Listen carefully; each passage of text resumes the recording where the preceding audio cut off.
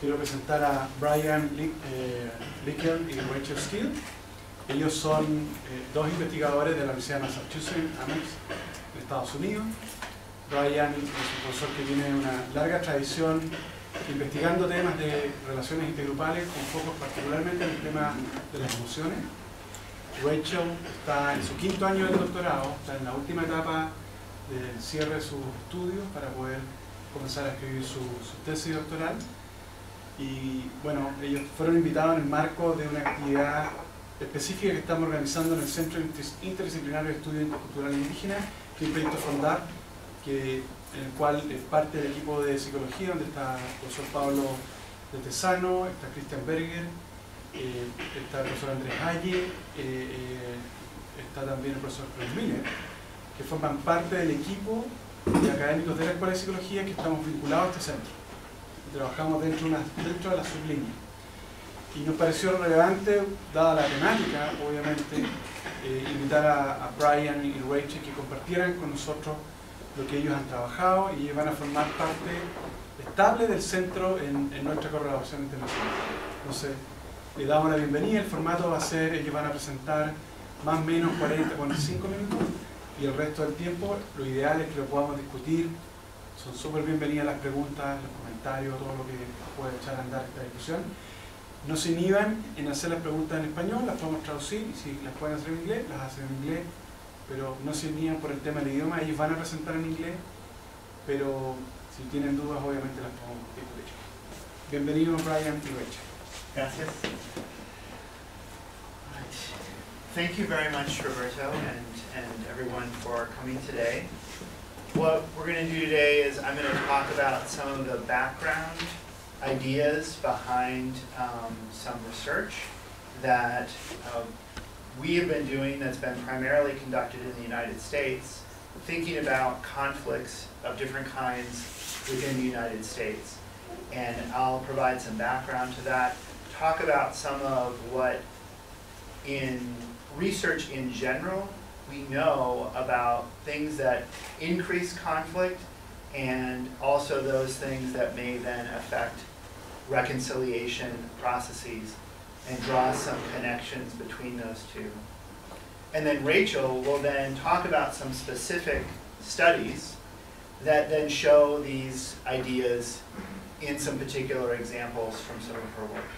And then we'll have some time at the end for questions and so forth. So, as you know, in the United States, in September 11th, 2001, there was the attacks that were in New York City. And following that in the United States, there have been a series of laws related to terrorism. And there's also a series of international conflicts in terms of the invasion of Iraq, the invasion of Afghanistan, and security concerns have been very, very salient in the United States. And so every country, every society has its own kinds of intergroup conflicts. And in the United States, this is really, for the last decade, more than a decade now, what has really been the primary kind of concern that people in the United States have had. After September 11th, I and other researchers really started to think a lot about how do societies react when they come under threat? How do societies react when there's a group that they think wants to harm them? And we were very concerned about trying to understand what's going on in the United States. Why are we seeming to be pushed into war after war as a consequence of our reactions to September 11th? And so we wanted to try to understand why it is that when there's an initial provocation between groups, when some kind of conflict happens between people in different groups, why is it that that conflict doesn't just stop with that initial thing that happens, but instead there starts to be this cycle of conflict, cycle of violence or aggression between groups that then ends up being very hard to resolve. And this is something that we see in many different conflicts that they tend to go on for a long time. They're very hard to resolve. And we developed a way of understanding many of the things related to intergroup conflicts. And since that time, what we've been trying to better understand is then how do we move from just understanding the things that amplify or cause conflict, how do we extend that to then understand what things lead or can lead to reconciliation and to peace. And the challenge is that the processes that lead to conflict seem much more powerful, much more strong than the things that pull us towards reconciliation and peace.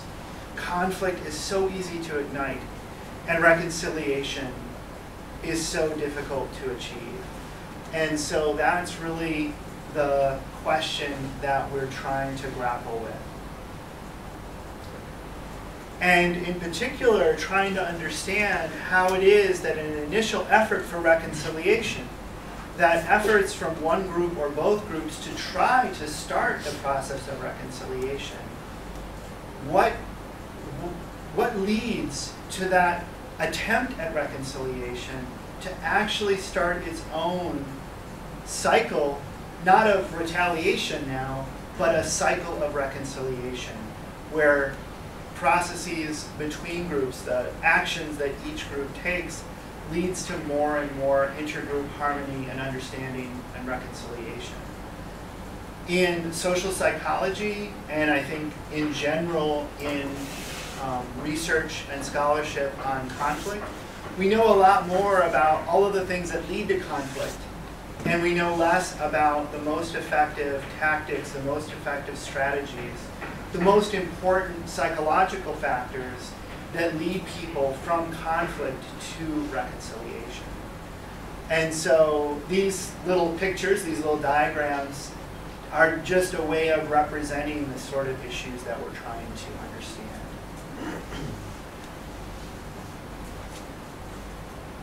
So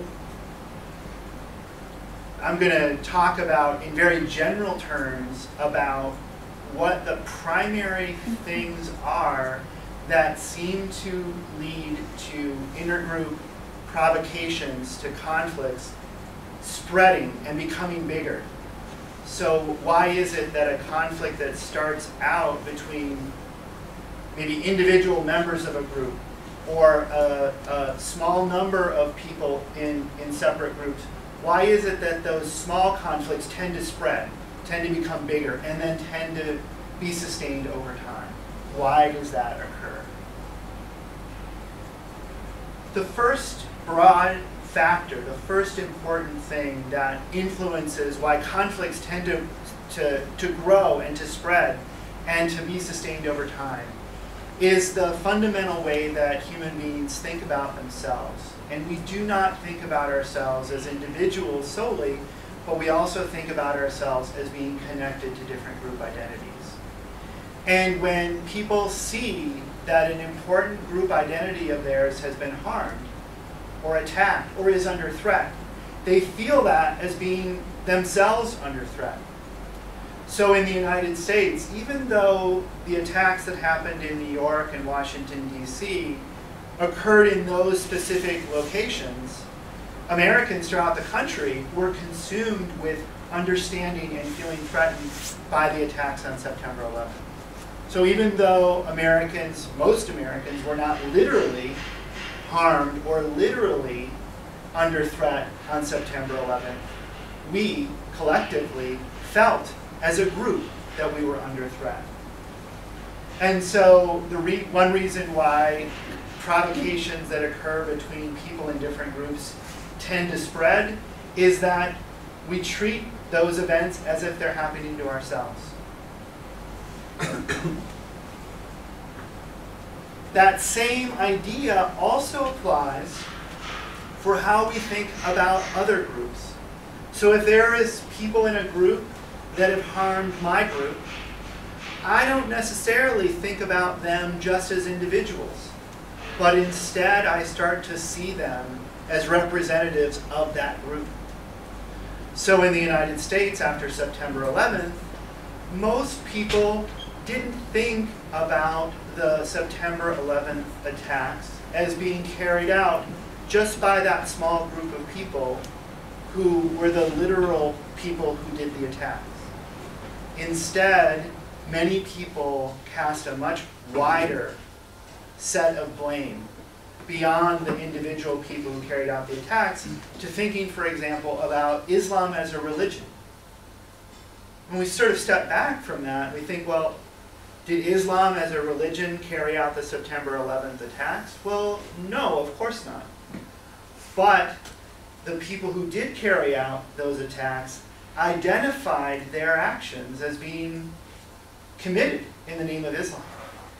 And whether or not other Muslims agreed with that or not, the nature of that act very much shaped how Americans looked at that event. And so now we have a second reason why intergroup conflicts tend to spread, tend to get bigger. I care about things that happen in my group, even if they don't affect me directly. And I also will blame everybody in an outgroup for things they themselves haven't done. And so now we have a basis for conflict between people who themselves, neither in the in-group or the out-group, had anything directly to do with the initial thing that sparked the conflict. When we think about conflicts that happen over time, many times the start of a conflict that's present in society today, whether it be the United States or Chile or other places, the roots of that conflict, the start of that conflict, may have occurred between people who are no longer even alive. And yet that conflict has continued to flow over time because of the way that people are bound together in these groups that they belong to.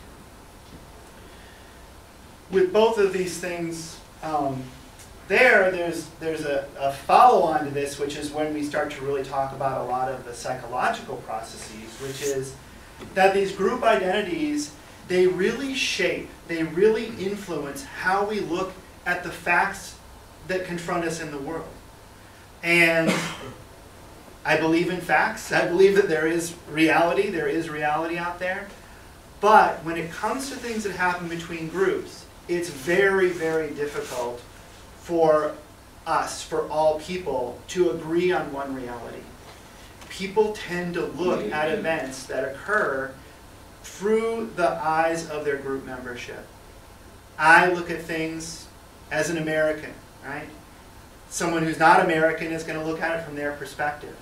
And if, as an American, my country is involved in a conflict, it's very difficult for me to see the other person's point of view. And likewise, them looking at me or my country the same way.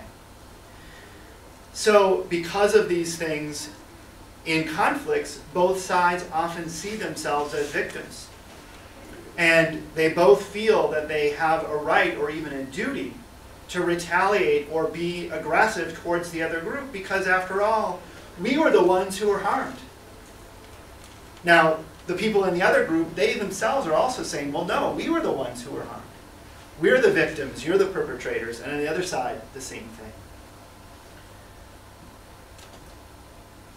These are factors that, I could go through many hours of research showing these processes in psychological and political science research, but I boil these things down to summarize them.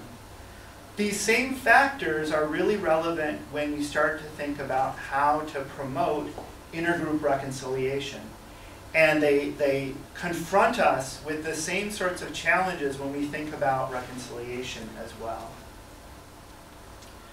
So because people look at their history, they look at their group through the perspective of themselves, they're not ready. We are not ready. People are not ready to just give up the history of conflict. Imagine that you have a child and someone hurts your child. I don't think that it would be very easy for you to just forget about the fact that somebody hurt your child, right? That would upset you. And if somebody said to you, well, you should get along with that person who beat up your child, who hurt your child. You should just leave that memory of that person hurting your child in the past, and you and your child and this person who hurt your child should all be friends. Well, that sounds sort of strange to us, right? But in a sense, the same thing confronts us when we think about these big conflicts, right? So if you ask Americans, if I said to an American, we should just forget about what happened on September 11th. We should put that in the past. It's time for us to stop thinking about that. People would look at me and think that I wasn't very loyal as an American, right? And that's true of just about any group conflict we can think about. If you think about the conflict between Israelis and Palestinians in the Middle East, it's not reasonable for us to just expect that people will forget their group's past. That's so important to us. And yet the fact that each of us wants to, needs to, keep those group histories in mind makes reconciliation very difficult. Because that past reminds us of the conflict itself. It's very difficult also to think about the other side of collective blame as forgiveness or reconciliation. I think this is one area where psychologists and political scientists need to do a lot more research. But my sense is that it's much easier for us to engage in blaming all the members of a group than it is to forgive all the members of the group. And maybe that's true in our everyday lives as well, right? If somebody hurts me, maybe it's easy for me to blame them, but maybe as an individual, it's harder for me to forgive. If that's true for us in our individual lives, I think it's even more true for groups. And so that's a real challenge. How do we think about reconciliation? How do we think about forgiveness, if that's even an appropriate idea between groups? How do we understand that? That's something that is a major gap in our research.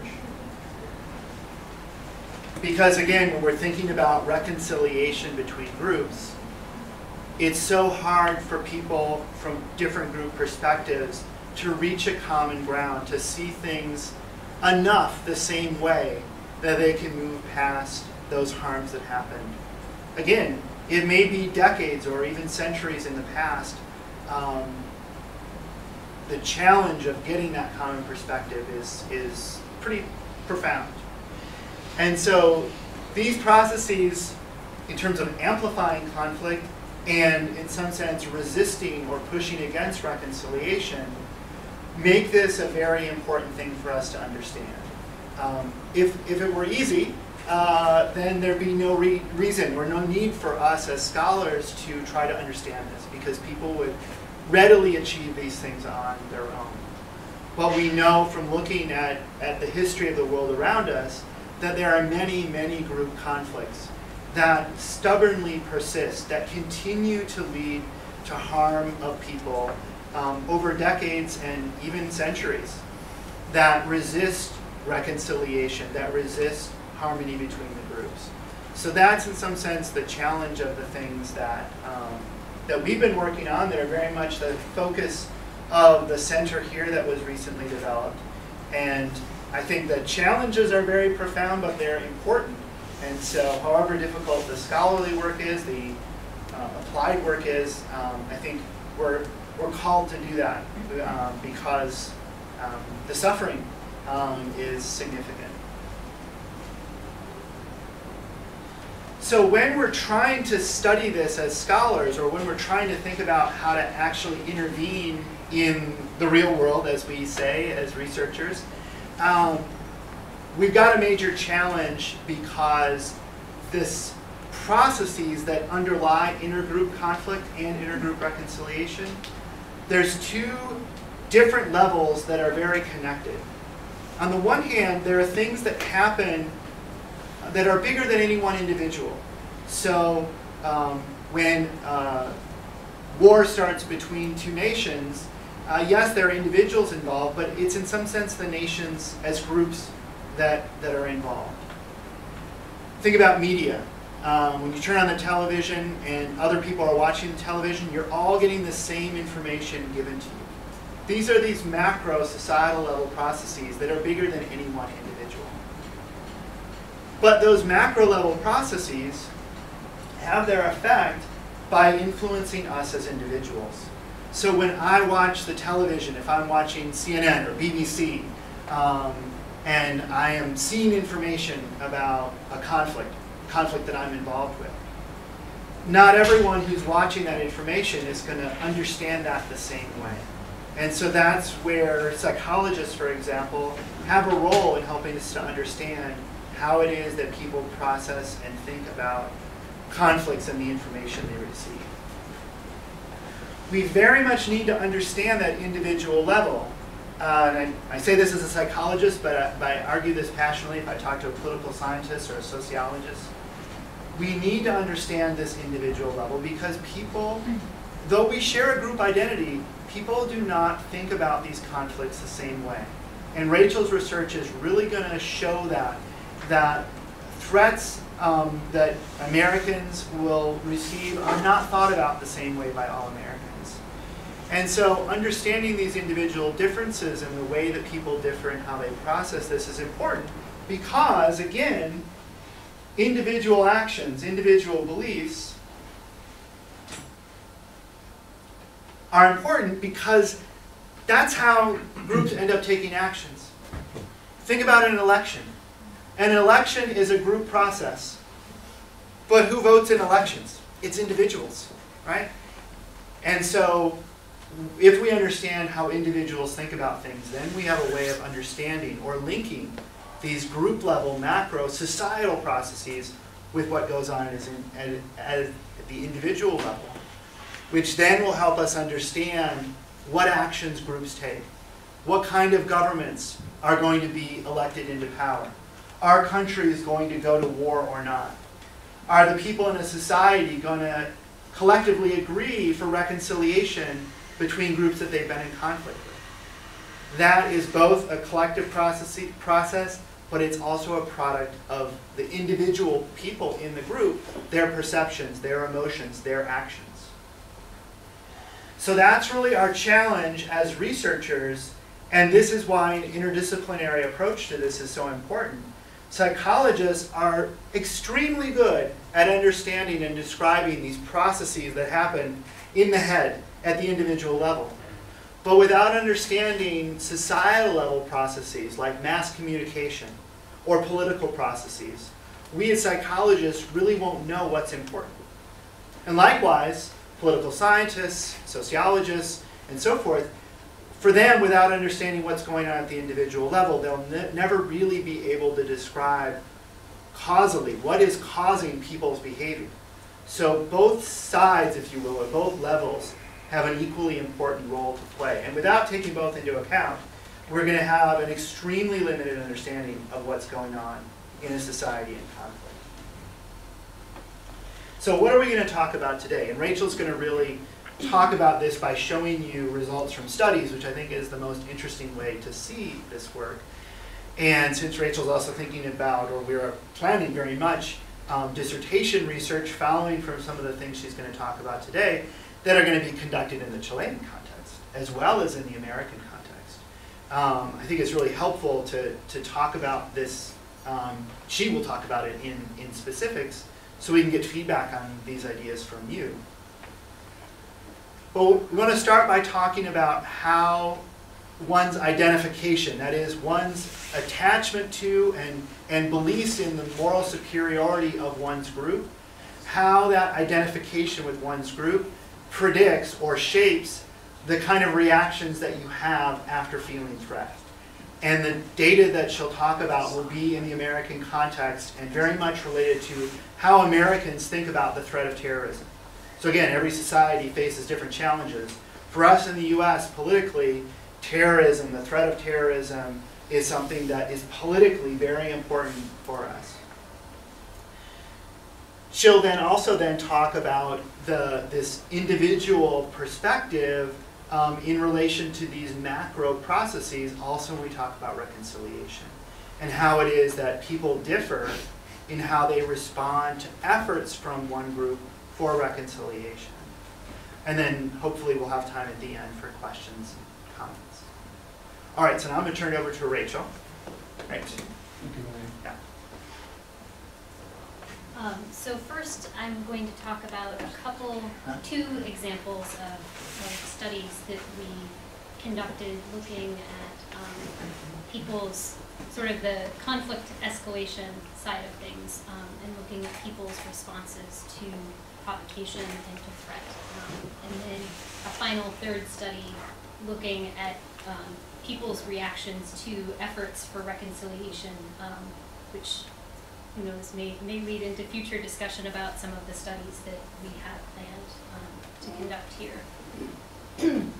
So, as Brian mentioned, in the United States, the events that happened on September 11th are still something that impact people, and when you even just say that date, it invokes a lot of images in people's minds.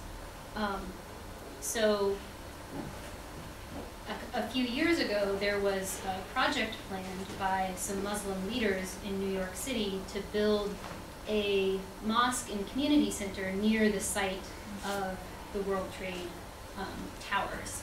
And there were many diverse opinions and reactions and responses to this proposed project. Some of those were reactions in protest. Others involved expression of anger, or this feeling that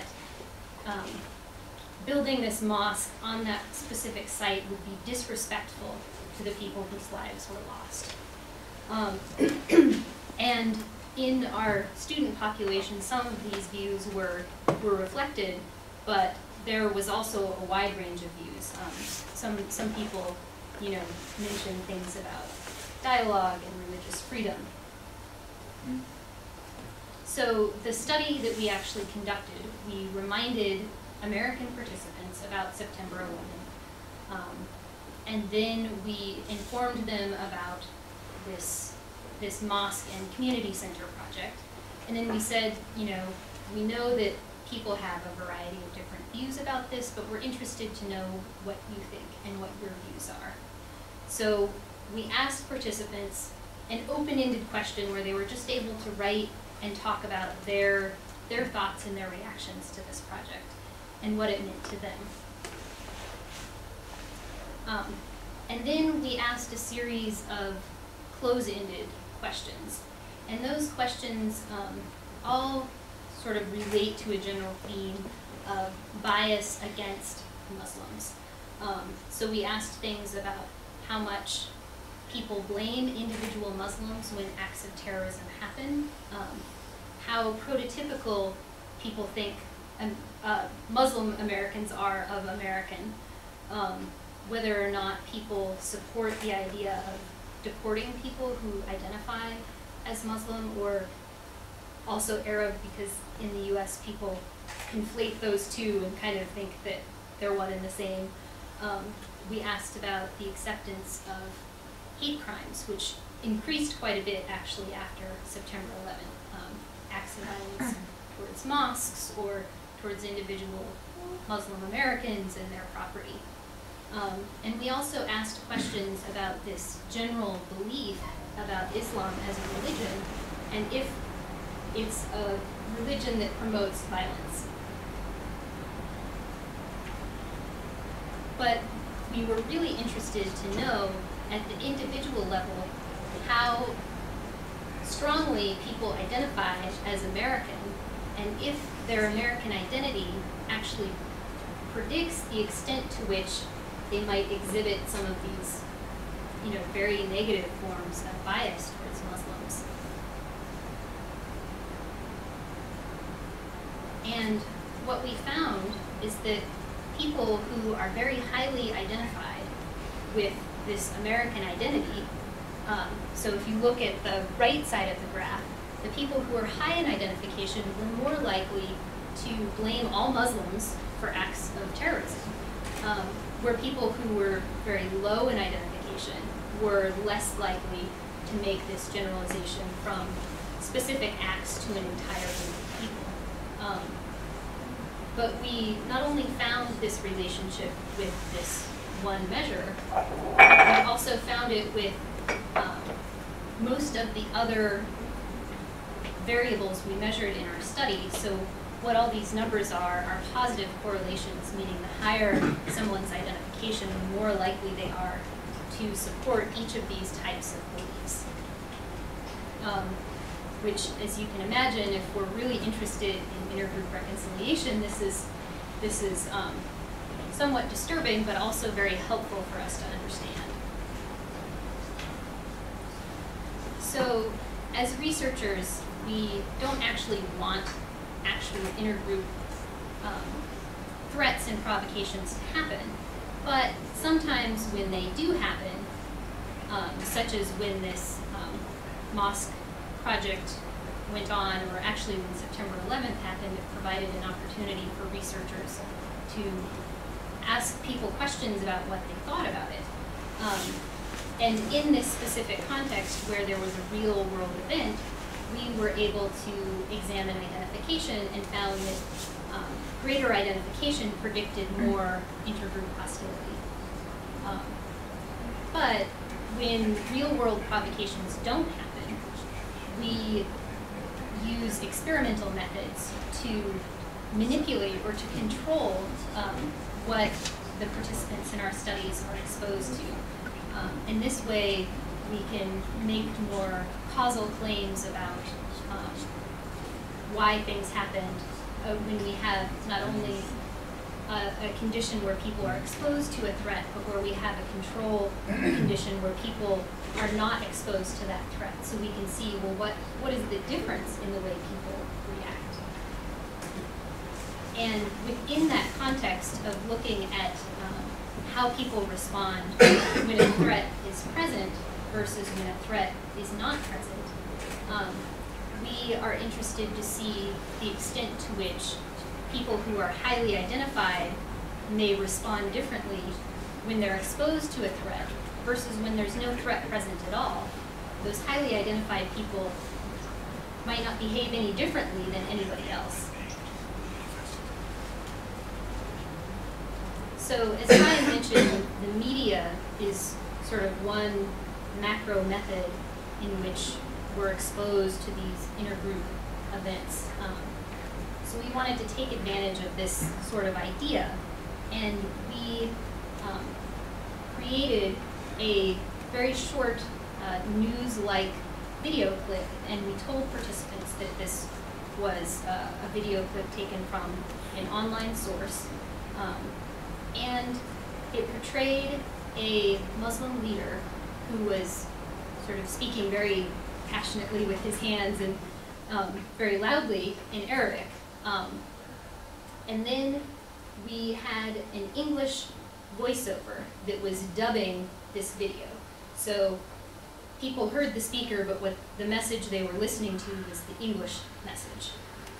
And we had two versions of this video. In one version of the video, the Muslim leader was saying to presumably a group of followers that his followers should commit acts of terrorism against the United States and against Americans. In a second version of the video, he was saying that his followers should not commit acts of terrorism and these things should be prevented from happening. So in our experimental conditions, we had some people watched a video in support of terrorism. Some people watched a video that was condemning these acts of terrorism. And then we had a third group that they didn't watch a video at all. They simply answered all of the questions in our survey so that we had a baseline control. Maybe on average Americans exhibit a certain amount of bias and prejudice, so we wanted to capture that. So we included a number of some of the same measures that we included in the earlier study. Beliefs about Islam, beliefs about individual Muslims, people's support for certain policies like deportation, And then, to simplify things, we combined all of these measures, because they were all very interrelated, into one composite measure of anti-Arab bias. And our hypothesis was that people would exhibit stronger bias towards Muslims when they were presented with the message in support of terrorism, compared to either of the other groups, where the message either condemned terrorism or the control condition. But that wasn't the only thing we were interested in looking at. We also wanted to know the extent to which the way individuals differ might predict how they would react, especially when presented with this threat of terrorism. So one of the ways that we know from past research that individuals differ is in how strongly they identify with their group. So we measured people's identification as American prior to when they participated in the study where they saw these videos. But we didn't think that identification was the only way that people could differ that might be important in this context. So we know that these events evoke strong emotions, and everybody processes and deals with their emotions in a different way. Some people are very reactive. Instantly when something happens, they respond, and some people are a lot slower to come to conclusions when events happen. And one specific way that we think people differ that matters is the extent to which they think about and plan revenge or retribution when people do things to them. So this was a measure that asked questions about, when somebody wrongs you, you can't stop thinking about how you're going to get back at them. So just thinking about everyday interactions, like you're driving in your car and somebody cuts you off and it makes you angry and you honk at them, but you want to get ahead of them and cut them off. So that's kind of what this measure was getting at, people's tendency to react in this way to provoking interpersonal events. And what we found was, so we predicted that people would have the strongest bias when presented with a threat, but that it would be people who were high in American identification and also high in this desire for revenge planning would be the ones who would react the most strongly to the threat. So what we found was the threat did make a difference. When people watched the video that was talking about terrorism against the US being acceptable, they responded with more bias towards Muslims than they did in the no threat condition, and marginally more bias than they did in the control condition. And remember, these were very sort of unkind items, so this difference may look small, but for example, some of the hate crimes questions, one was asking about people's approval of defacing a mosque or leaving a threatening voicemail message on a Muslim family's voicemail. So even small differences on sort of such terrible outcome measures are very telling of how people react to threats. But we were also interested to know how identification and how this tendency to want revenge would also affect people in each of these different groups. And so in the control group, where they didn't watch a video, we basically found that identification and revenge planning didn't matter a lot. People's bias that they reported didn't vary very much. And we found something similar in the no threat condition, that bias didn't change a lot based on identification and this desire for revenge. But when people were presented with a threat, so if you see the red circle, when people were highly identified and they said that they have this strong tendency to want revenge against people, they were the ones that exhibited the most bias towards Muslim Americans after watching this video about, a Muslim leader who, in theory, was not at all connected to their fellow countrymen.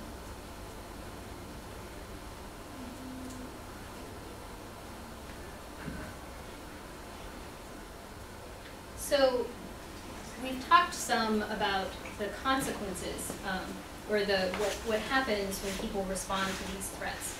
And as Brian alluded to, when these big conflicts happen, especially violent conflicts, there is a lot of physical damage that takes place, whether it's loss of lives or people who are disappeared or tortured. There is destruction of infrastructure within a society, and even institutions oftentimes need to be rebuilt. But individual people are traumatized by these experiences. And based on people's experiences, they oftentimes have this lingering desire for retribution that sometimes does not go away easily. And even when conflicts have occurred long in the past, there is oftentimes still a disconnect between members of different groups. They may trust each other less, or people who identify with different groups may feel more competition and conflict over everyday resources, like access to education, or sometimes resources like access to food or water that are very important to them. Which this lack of trust and this lack of cooperation are some of the reasons why we're particularly interested in looking at the ways in which reconciliation between these groups can be rebuilt. And there are a number of different strategies that can be used to work towards intergroup reconciliation. Some of these happen at a very macro level, so state policy kind of level. And for example, in Chile, there were 2 truth commissions that took place examining the abuses that occurred during the Pinochet dictatorship. There have been many other countries that have had these same types of mechanisms. Sometimes governments or leaders will issue public apologies to the victims that were harmed. And sometimes reparations in monetary form or some sort of symbolic form are given to the people who have suffered in the conflict. But these group level strategies will not work if there isn't activity and effort that happens between individuals. So one important thing that has been studied and is being done in social psychology and in the real world is looking at the extent to which contact between members of different groups and dialogue between members of different groups can help further the efforts of reconciliation and maybe further some of what happens at the macro level. But me liking somebody from another group may not affect how I think about their entire group. So another kind of effort that's very important is what happens in education and what people are told about the story of the conflict and what people learn and what they're told about what the other group is really like. And so efforts really need to happen on all of these levels in a way that they work together and that there's follow-up to, say, the truth commissions, that it's not just a commission that issues a report, but that people think about, well, if this is the truth about what happened in our country, then what do we want to teach our children in school about the past and the conflict, and what the relationship between members of those groups should be currently. So there is one, well, actually, all of these societal level efforts are not well understood. And one of the things that we think is important is looking at how people respond to these macro level efforts. And one example that we have decided to look at is how people respond to group level apologies. So the third study that I'm going to talk about is an example of that case where a group level apology was issued. So in this kind of the background context to this story, which relates to an intergroup offense that occurred in the US, has to do with race relations. So in the United States, there has historically been conflict between blacks and whites, stemming back to slavery. And this particular case is a very blatant act of racism. So the US government recruited African American men to participate in a medical study. But these men did not know that they were being studied, and they were not asked if they wanted to participate in this study.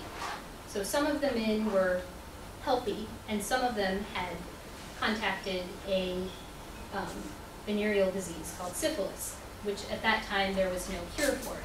So they were looking at the differences between these two groups without their knowledge. And in the 40 years of this study, from 1932 to 1972, none of these men who had this disease were given medical treatment. And eventually, penicillin became known as a cure for syphilis, but it was withheld from them. So not only were they studied without their knowledge and without their consent, they were not given a very easy medical treatment that would save their lives. And the goal of this study was to eventually let all of the participants die, and they were taking blood samples and things to study along the way. And the US government didn't stop the study until it was leaked to the press. Then when that happened, they had to stop, and the government gave reparations and health care coverage to the surviving members. So at this point, many of the participants had already passed away. And it wasn't until 1997 that former President Clinton actually made a public statement about this study. So in the study that we conducted, we reminded all of our participants about the harm that occurred. So we recruited African American participants. We reminded them about this offense that occurred against their own group. And then they all read an excerpt or a passage from President Clinton's actual apology that he gave at the White House to the survivors. But that's not the only thing we did in this study. We had two conditions. So everyone heard about the harm, and half of the people then heard additional information about African American groups that were advocating for the government to respond and to say something about this terribly racist study that went on for so long. And these groups pushed and pushed for 25 years to get some sort of government action. And the government failed and resisted an apology. So half of the people read about this government resistance. Half of them just read about the harm, and then they read, oh, somebody apologized. So we wanted to look at the difference between everyone's reactions to the apology based on whether or not they were told that the government was very resistant. So we wanted to look at how people react to and process a message like an apology. And we did this by asking an open-ended question where they were given a little bit of guidance, but they were able to respond and just say what they thought about the apology and what they thought about the study or anything else that came to their mind.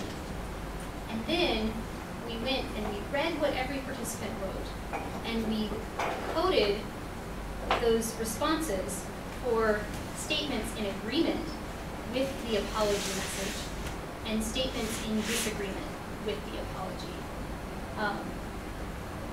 So disagreement could be something like, this was a terrible apology, I do not accept it. But within each of these two categories, their responses did range quite a bit. But ideally, for intergroup reconciliation, if apologies are sort of one of the tools we can use, we would hope that they work and that people would agree with them and feel like that's moving us closer towards reconciliation. And we didn't just measure agreement or disagreement with the apology. We also measured how strongly our participants identify as African American and how important that identity is to them, to see if that made a difference in how they responded in either of these two groups, where they heard about the government resistance or they did not. And what we found was, when we looked at people's agreement with the apology, that it didn't matter if they heard this additional information about the government's resistance.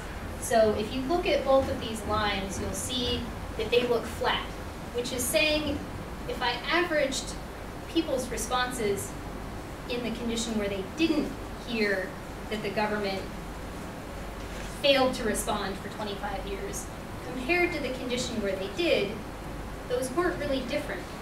But what really mattered was how people identified as African American, how strongly. So people who that identification is not that important to them said more things in agreement with the apology, which might be what we expect. And the people who African American identification was very important to them did not agree nearly as much. So this tells us that it's very important in efforts for reconciliation that we understand and can find a way of connecting with members of groups who are highly identified, because if they are not on board with efforts for reconciliation, we probably won't get very far. So we also looked at people's disagreement with the apology.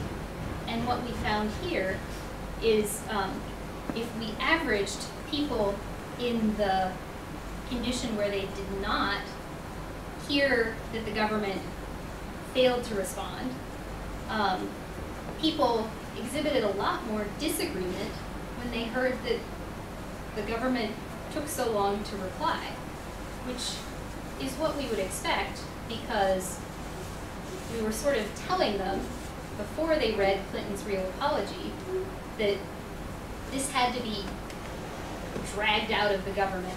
They weren't freely willing to issue an apology. We had to work to get this. But in this case, identification didn't seem to matter quite as much, at least in terms of what we call statistical significance. But we did find a somewhat surprising effect here, that people who were higher in identification, so that black line, is lower than the line representing the people low in identification.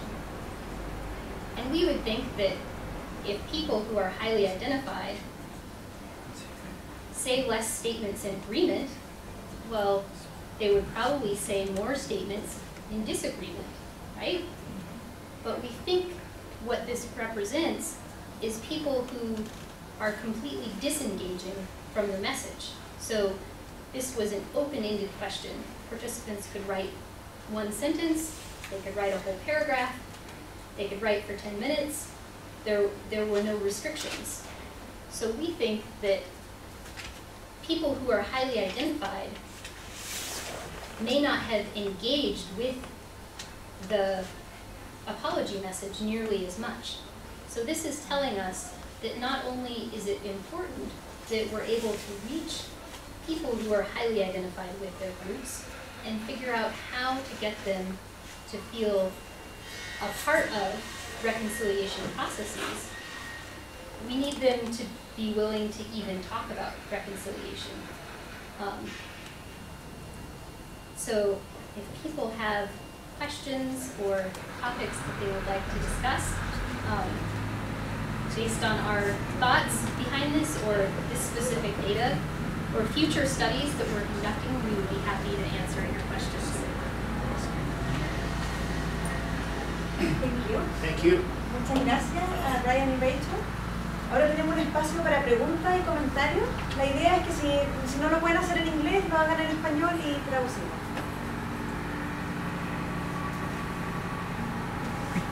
¿Sí, en inglés? Hi, thank you very much. I just wanted to know more about what you mentioned about emotional regulation as a possible mediation. Do you want to answer that? Or So we have examined some other methods of emotion regulation. There are actually many different styles in which people can regulate their emotions, and other psychologists have developed measures of these different styles. And sometimes people engage in more than one way of regulating their emotions from moment to moment. So one style is called rumination. It's when something happens and you think about it over and over and over again. So consider when somebody harms you and you keep thinking about it. What probably happens? You replay the harm over and over again. People who tend to do that, on average, get angrier when bad things happen to them. There are other styles of emotion regulation that are more reflective, where when events happen, people think about, well, why did this happen? What reason did this other person have? And maybe they are angry at first, but over time, they regulate their anger and it decreases, and then they do not keep thinking about the event over and over again. So the researchers that have looked at this more closely find that people have better health outcomes, for example, when they are able to regulate their emotions and not hold on to negative feelings like anger and sadness. So we were just looking at the types of emotion regulation that are more related to rumination, because we thought that would be the most relevant in the context of provoking events taking place. yeah, so that, exactly, and that revenge planning measure that Rachel used in this study is a component, it's a subscale of a broader measure related to interpersonal provocation related rumination. And so in the study she had a number of measures of anger, rumination, and rumination in general that were all correlated. And it was really this revenge planning component that had the most strong moderation of the provocation. But that measure is really part of that bundle, a family, so to speak, of rumination sort of something. Hi, thank you very much for the great. I'm not sure if this makes sense, but when here you're already in the situation where somehow the conflict is established. Yes. So can you ask the question of what are the conditions for the conflict not to be established? So that hasn't necessarily been the focus of our empirical work, but when my colleagues and I were developing this more general model of intergroup aggression, we did try to address that exact issue. And what's most important is the fit between the provocation and the people who are carrying out the provocation and the relevant group identities. So there's some complex categorization processes that start at the very beginning that tell us, in some sense, well, who is in conflict here, right? And so, you know, if you imagine, if you have 2 kids, let's say, right? And your 2 kids are in a fight with one another. Well, there's no other group. It's purely, in your eyes, just an interpersonal sort of event, right? Likewise, if there's 2 people who you're not feeling connected to at all, you may say, well, there's just 2 outside groups. I don't really care how they're categorized. But when you see an event and you say to yourself, hey, that's a group that matters to me, you know, for me, it's like, oh, it's an American, or a social psychologist, right? Or somebody from my town, right? Or from my family.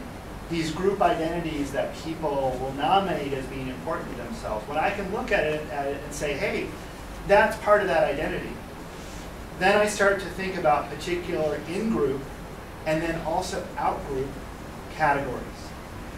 But this is another place where that individual level and the macro level operate together, because the media and governments, they shape the predominant ways that we start to frame things. And if someone says, oh, well, this is an example of Islamic terrorism, well, then all of a sudden Islam as a religion has been invoked. And then people will start to frame the conflict that way. So those initial categorization processes are, I don't think they're really that well understood. I would say that they're well understood in that we know a phenomenal amount of categorization from a social identity and self-categorization point of view. But as it relates to intergroup aggression, I think we actually haven't done a lot of research on that. Yeah. So only to follow up, because one could think that maybe you have a mirror regarding the tendency or the possibility of reconciliation, you know, as a mirror of the tendency to escalate in a negative way. So would you find the same situation reversed, in the sense that you have groups that don't escalate are groups that reconciliate better? Yeah. Or the other way around? That's a good question. I think just to kind of connect it to what Rachel has talked about, another layer of complexity in her work that we didn't present in the talk, is there's actually different kinds or ways in which people can identify with their groups. And for some people and some group identities, it's more an identification that's a kind of attachment. I love my family, I want to be loyal to my family, and so forth. I love my country, I want to be loyal to my country. Versus moral superiority. You know, America is the best country in the world, right? You know, that kind of idea. Rachel finds in her work and other work we've done, we found also that it's really that glorification of the identity or glorification of the group that's the most bad. If conflict is bad, then it's bad. And so I think that some kinds of groups tend to promote that kind of way of thinking, and then some kind of people tend to be drawn towards that. So I think that's one way of helping to identify, well, which people and which kinds of groups are going to matter, even at the start.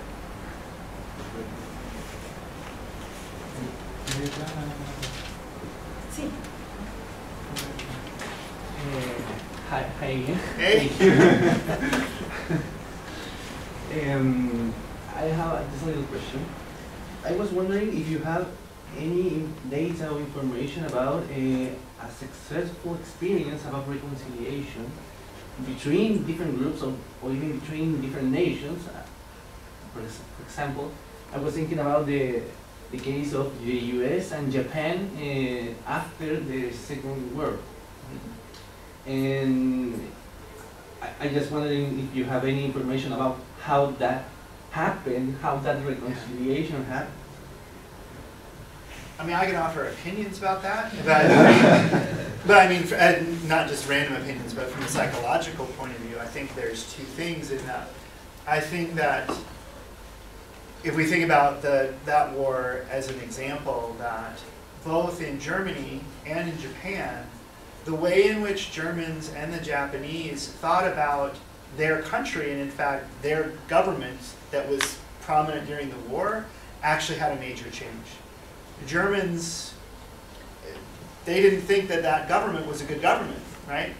And so in some sense, the nature of the intergroup relations changed. And I think it was ambivalent, but there was still a view in some sense of the US as actually in some sense being the liberators, right, of that. I mean, that's actually in terms of, I think there's truth to that with regards to World War II. And I think Americans perceive that, but that's actually become, I think, a very dangerous idea for our country, because now there's a predominant idea of, well, everyone loves being liberated by the United States. But I think in the context of Japan and Germany, there was an actual element of truth to that to some degree. So I think the categorization there, the people saw themselves as actually being on the other side of those governments that pulled them into the war. And whether or not that's more general, I don't know. I think that, yeah. Did you want to follow up on that? I mean, I don't know. Let me, if I understand correctly, the identification with the government maybe predicts the reaction of the people to the outgroup in this case. right. So again, in this case, identification is the key element in the relation. Yes.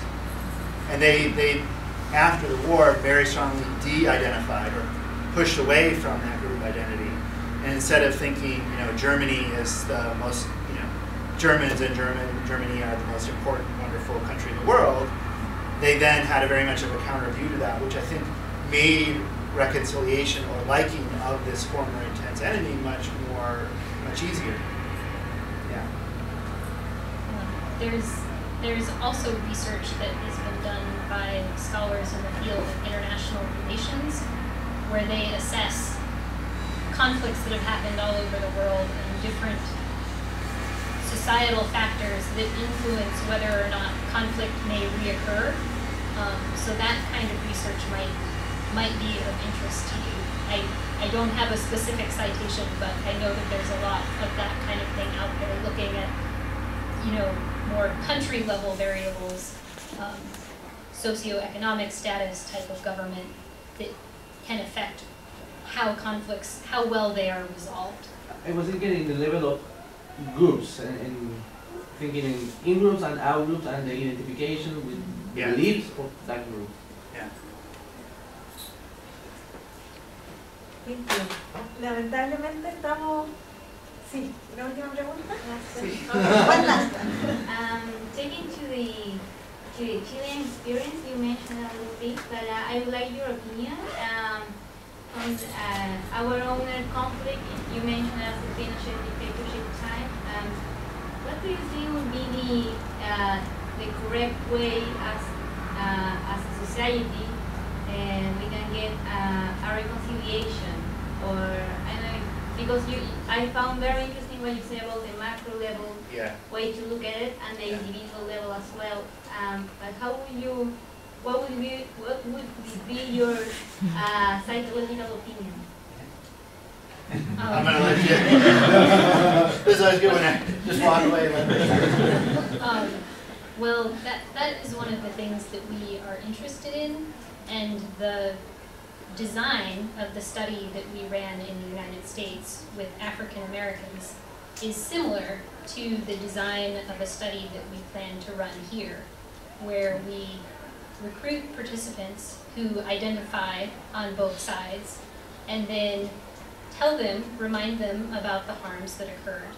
And then with one group, we will tell them how there have been some efforts for reconciliation, but sort of point out the failures of some of those efforts. And then another group, both groups will just read about the good things that have happened so that we can look at how people respond in each of those cases. And hopefully, in doing that, we can learn a lot more. So the study we conducted in the United States, we are still collecting data, and we are still learning by reading people's open-ended responses how they think about these things. And in knowing how people think about them, it might give us better ideas about what might work to foster reconciliation. And so hopefully, in the research that we conduct here, we can also learn some of that insight just from the way people respond and what they say about the past situation and about efforts for reconciliation so far. Yeah, if I could just add, because I know many of you are doing research, that one thing we've discovered is that there's ways of combining methods or perspectives that seem very different. So in many of our studies, we do experiments, which you saw with Rachel's work, where we give people different information or we expose them to different kinds of threats. And we do ask close-ended quantitative measures that we can analyze statistically, and you saw the results of that. But in many of our studies, we actually elicit from people also their open-ended response. For example, in the study here in Chile, after giving people information about the history in terms of truth commissions and so forth, before they answer the questionnaire, we'll actually ask them their views on things. That both makes them more emotionally invested in the process, and that will give us stronger responses in the questionnaire. But it's also very informative what they say.